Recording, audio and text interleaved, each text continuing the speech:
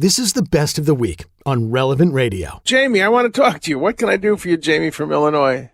Hi, Father. We've been estranged from our 19-year-old son since the beginning of the summer, and he cut off contact for a little while. And once he was back in contact, informed us he was dealing with depression. We helped him get help with that, and we've tried to be there for him this whole time, but he doesn't really want a lot to do with us. And just recently, he let us know that part of the reason he was depressed was because he doesn't believe in anything we believe in, and that he no longer believes in God.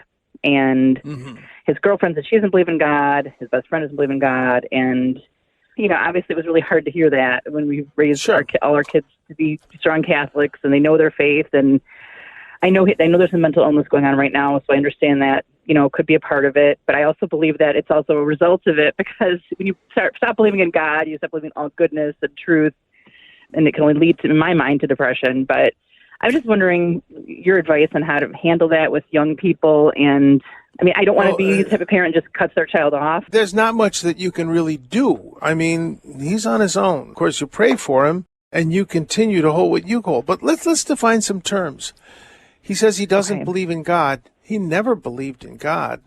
What he's saying is he's of the opinion that there is no God, that there is no creator of the universe.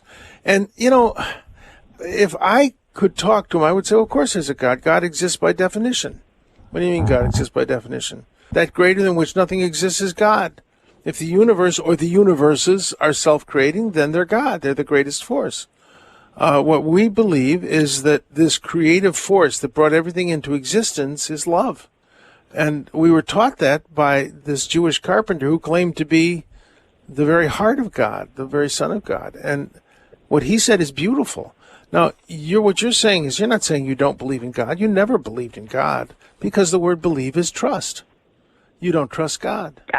And that's what believe means. You're saying you're of the opinion there is no God, and about that you're clearly wrong.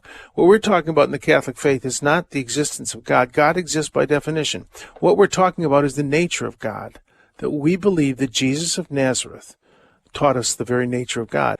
If you want to bark up that tree, read Matthew, Mark, Luke, and John, and this is the last I'll say about it. You don't believe in God, that's fine. He still believes in you. So, you know, that read Matthew, Mark, Luke, and John. And if you do, you can make an informed decision. But if you don't, you're just going off without any kind of real reference. That's how I would handle it. I don't know if that's good advice or not. Just a follow-up, if I could. I guess, what's your advice to parents like us who we obviously don't want to be tempted to despair over this, but it is really, you know, to think our child could be lost forever is really difficult. Well, I will give you the advice that the Bishop of Hippo gave to St. Monica, the mother of St. Augustine, who was one of the greatest theologians in the world. When he had refused to be baptized and had left the faith, he said, the son of so many tears cannot be lost. So I hope that helps, and just keep praying for him, and God will be faithful. God bless you, Jamie. Thanks for listening. Thank you so much. God bless you. You're welcome. This entire episode of Father Simon Says is on the Relevant Radio app. The Relevant Radio app is completely free and updated daily with fresh articles, podcasts, and prayers. Don't delay. Download the app today, and thanks for listening.